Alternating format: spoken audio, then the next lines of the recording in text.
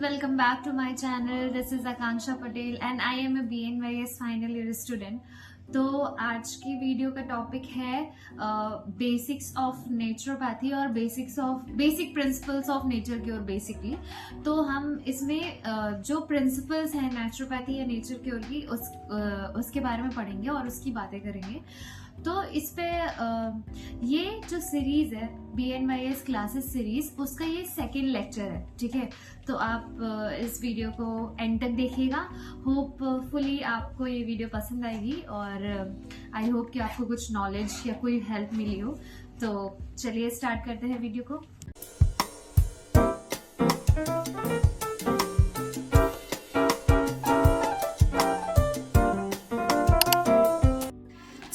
आज का जो वीडियो है उसमें हम नेचुरोपैथी के बेसिक प्रिंसिपल्स और नॉर्मल जो डेफिनेशंस होती है उसके बारे में पढ़ेंगे। तो फर्स्ट इज़ नेचुरोपैथी की जो डेफिनेशन है वो क्या है।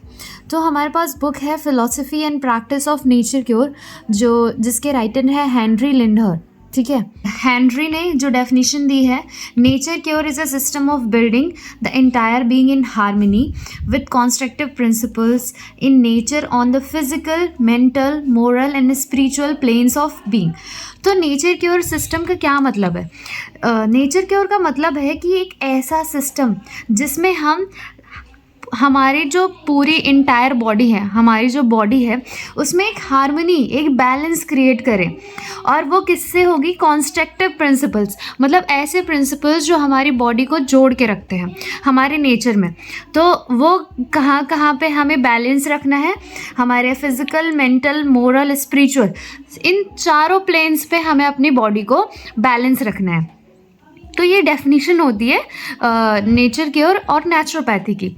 Next one is naturopathy is distinct of healing employing the beneficent agency of nature's force of water, air, sunlight, earth power, electricity, magnetism, exercise, rest, proper diet, various kind of mechanical treatments, mental and moral science। तो naturopathy क्या है? एक healing, एक way of healing है जिसमें हम देखते हैं कि जो नेचर्स के फोर्सेस हैं, जैसे कि वाटर है, एयर है, सनलाइट, जो भी चीज़ें हमें नेचर के थ्रू मिलती है, उससे क्या होता है कि हमारी बॉडी एक प्रॉपर हीलिंग, एक प्रॉपर वे, एक प्रॉपर हेल्दी बॉडी बनती है, ठीक है। तो नेचुरोपैथी जितने भी नेचर्स की चीज़ें हैं उनको यूज़ करके अपनी बॉडी को हेल्दी बनाता है। और वो डेफिनेशन किन्होंने दी है? बाय डॉक्टर बेनेडिक्ट लस्ट, ठीक है। तो ये जो नॉर्मल दो डेफिनेशंस थी नेचर क्योर की, वो है यहाँ पे। फर्स्ट वन इज हमें अपनी नोटबुक या अपने आंसर शीट में हमेशा लिखना होता है, because this is a main और नॉर्मल और फंडामेंटल डेफिनेशन ऑफ नेचुरोपैथी। अब हम देखते हैं कि what is health according to naturopathy. Naturopathy के अकॉर्डिंग हेल्थ की डेफिनेशन क्या है? Health is normal harmonious vibration of the elements and forces composing the human physical, mental, moral, spiritual planes of being in conformity with the constructive principle is applied to individual life। तो health का मतलब क्या होता है? Health means कि एक normal state, ठीक है, जहाँ पे हार्मनी मीन्स एक बैलेंस क्रिएट होता है। और किसके थ्रू क्रिएट होता है? जितने भी एलिमेंट्स, जो हमने 5 एलिमेंट्स या पंच महाभूतास पढ़े थे, एयर, वाटर, सन, उनका एक प्रॉपर बैलेंस होना चाहिए। और जितने भी फोर्सेस होते हैं, जैसे इलेक्ट्रिसिटी, मैग्नेटिज्म, ये सारी फोर्सेस जो हमारे बॉडी के ऊपर लगती है और मतलब हमारे नेचर के थ्रू, तो उससे क्या होता है? हमारी ह्यूमन बॉडी बनी होती है, जिससे physical, mental, moral, spiritual planes, वो सारी चीज़ें एक बैलेंस में रहते हैं। जितनी भी तरह की वाइब्रेशंस हमारे बॉडी में क्रिएट होती हैं वो सारी बैलेंस में होती हैं। और फिर वो किसके साथ होता है? In conformity with the constructive principles. ऐसे प्रिंसिपल्स जो चीज़ों को जोड़ के रखते हैं, ठीक है, ऐसी चीज़ें जो एक साथ रखती है या एक साथ चलती है। तो उससे क्या होता है? हमारा जो ह्यूमन बॉडी है वो बना होता है। बेसिकली हमें जितने भी 5 एलिमेंट्स हैं, जितने भी फोर्सेस हैं इस वर्ल्ड में, उसको बैलेंस करके रखना है, उसमें किसी तरह का डिस्टर्बेंस नहीं लाना है और कॉन्स्ट्रक्टिव प्रिंसिपल के साथ चलना है, तभी हमारी हेल्थ मेंटेन रहेगी और हम उसको हेल्दी बोलते हैं। ठीक है, ये नेचुरोपैथी के अकॉर्डिंग हेल्थ की डेफिनेशन है। फिर आता है what is health according to WHO। WHO के अकॉर्डिंग हेल्थ की डेफिनेशन क्या होती है? Health is a state of complete physical, mental, social wellbeing, not merely absence of disease और इन्फॉर्मिटी। तो हेल्थ अकॉर्डिंग टू WHO, तो हेल्थ की definition क्या है?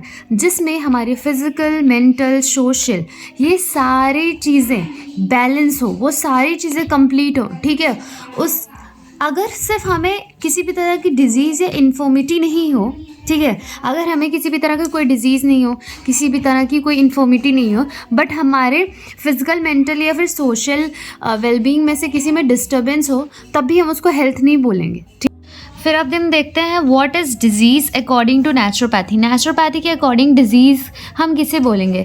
The disease is the abnormal और inharmonious vibration of the elements, forces composing the human entity, one or more planes of being in conformity with the destructive principle in nature applied to individual life। तो जैसे हम health की definition पढ़ी थी naturopathy के according, उसका अगर हम बिल्कुल अपोजिट कर दे तो हमें डिजीज़ की डेफिनेशन मिल जाती है। तो डिजीज़ हम कब बोलेंगे? जब किसी भी तरह की एबनॉर्मलिटी, इनहार्मोनियस मीन्स इनबैलेंस वाइब्रेशंस होते हैं हमारे एलिमेंट्स में, फोर्सेस में, जो हमारी बॉडी या ह्यूमन बीइंग को बनाता है। ठीक है, किसी भी प्लेन पे, वो चाहे इस फिजिकल हो जाए या मेंटल हो जाए या स्पिरिचुअल हो जाए। ठीक है, और क्या क्रिएट करे?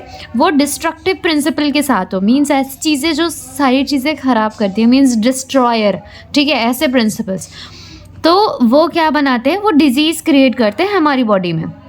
ठीक है, और हेल्थ का क्या था कि जब सब कुछ नॉर्मल होता है और वो कॉन्स्ट्रक्टिव प्रिंसिपल होता है, तो वो क्या होता है? हेल्थ कहेंगे। हमें कॉन्स्ट्रक्टिव प्रिंसिपल और डिस्ट्रक्टिव प्रिंसिपल्स हमेशा याद रखने होंगे इन दोनों की डेफिनेशन में।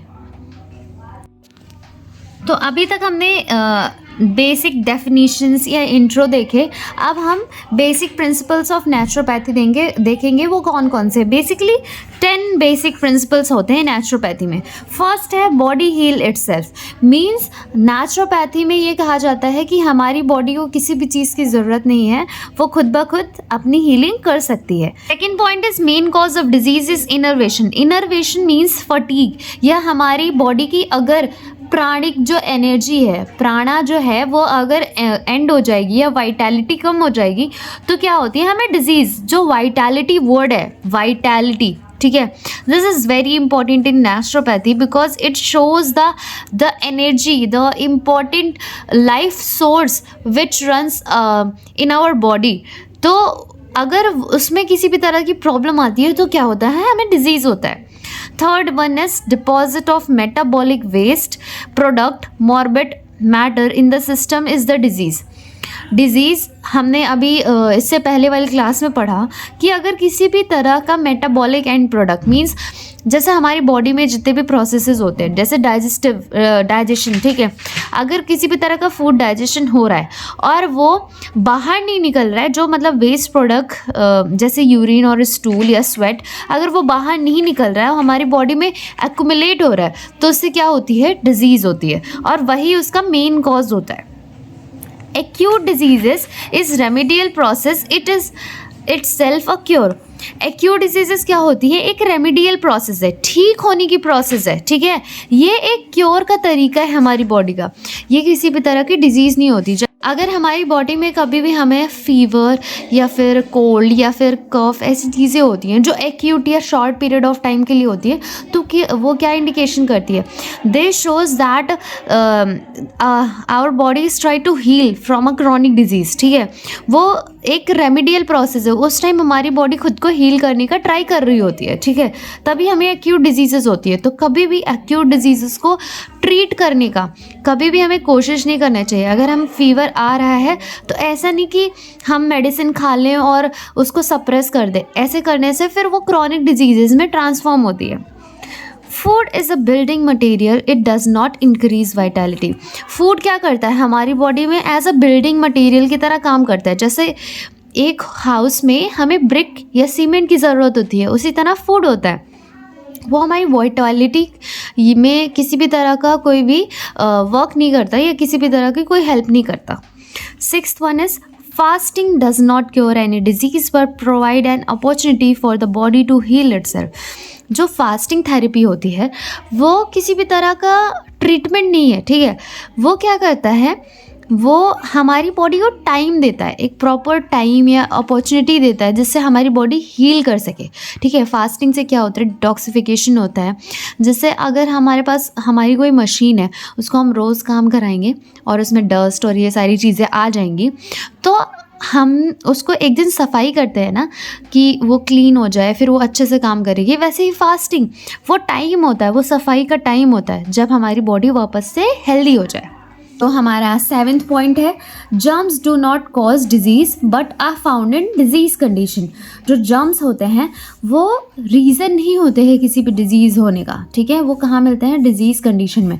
क्योंकि आपने देखा होगा कि हमारे आसपास बहुत सारे जर्म्स पाए जाते हैं। जैसे कि कोरोना वायरस था, तो कोरोना वायरस ऐसा तो नहीं कि पाया ही नहीं जाता था, वो हर जगह होता था। पर अटैक कब करता था, जब हमारी इम्यूनिटी लो होती थी, जब हमारी बॉडी में ऐसी कंडीशन आती थी कि हाँ अब जर्म्स वहाँ पे रह सकते हैं, तभी डिजीज़ होता है, ठीक है। जर्म्स डिजीज़ कॉज नहीं करता, जर्म्स वहाँ पाए जाते हैं जहाँ पे डिजीज़ कंडीशंस होती हैं, ठीक है, because of the lower vitality और immunity. 8th one is exercise और physical activity keeps the balance between nutrition and drainage. अब हम एक्सरसाइज या फिज़िकल एक्टिविटी क्यों करते हैं? एक्सरसाइज और फिज़िकल एक्टिविटी एक बैलेंस क्रिएट करता है हमारी बॉडी में, न्यूट्रिशन का और ड्रेनेज का। जैसे अगर हम फूड इनटेक करते जाएंगे, हमारी बॉडी में एनर्जी आती जाएगी, पर किसी भी तरह का वेस्ट बाहर नहीं निकलेगा, तो क्या होगा, हमें डिजीज़ होगा। जैसे हमने पढ़ा कि due to accumulation of morbid matter. पर जब हम एक्सरसाइज करेंगे तो वो वेस्ट मैटर बाहर निकलेंगे, तो इसलिए ड्रेनेज हमारा प्रॉपर वर्क करेगा और फिर वो बैलेंस रखेगा, ठीक है। Next one is external treatments whether naturopathic, allopathic, ayurvedic, homeopathic give only relief and do not cure. तो एक्सटर्नल ट्रीटमेंट्स जैसे कि एलोपैथी, आयुर्वेदा, होम्योपैथी, तो इसमें आपको मेडिसिन दी जाएंगी, इंजेक्शन दिए जाएंगे, पर ये सिर्फ हमें रिलीफ देता है, कभी भी क्योर नहीं करता, क्योंकि जो रूट कॉज होता है उस पर कभी काम नहीं करता। पर नेचुरोपैथी हमेशा रूट कॉज ऑफ डिजीज़ पे काम करती है। 10th and last one, patient own will to get well, determination and faith are necessary things for nature cure treatment। अगर हम पेशेंट को सारी चीज़ दें, ठीक है, उसको सारी थेरेपीज़ करवाएं, सब कुछ करवाएं, बट अगर पेशेंट खुद से ही बिलीव नहीं करता नेचुरोपैथी पे, वो खुद ही नहीं चाहता कि वो ठीक हो, तो कभी भी वो ठीक नहीं हो सकता। तो इसलिए पेशेंट का जो ओन विल या डिटर्मिनेशन बहुत इंपॉर्टेंट है नेचर क्योर या नेचर क्योर ट्रीटमेंट्स के लिए। तो आज की वीडियो के लिए सिर्फ इतना ही। वीडियो को मैं यहाँ पे एंड करती हूँ। अगर आपको वीडियो पसंद आई हो तो please like, share and subscribe and do comment in the comment section, जिससे मुझे पता चले कि आप लोगों तक ये वीडियो पहुँच रही है और आप लोगों के लिए हेल्पफुल हो रही है। तो मिलते हैं, bye bye and take care.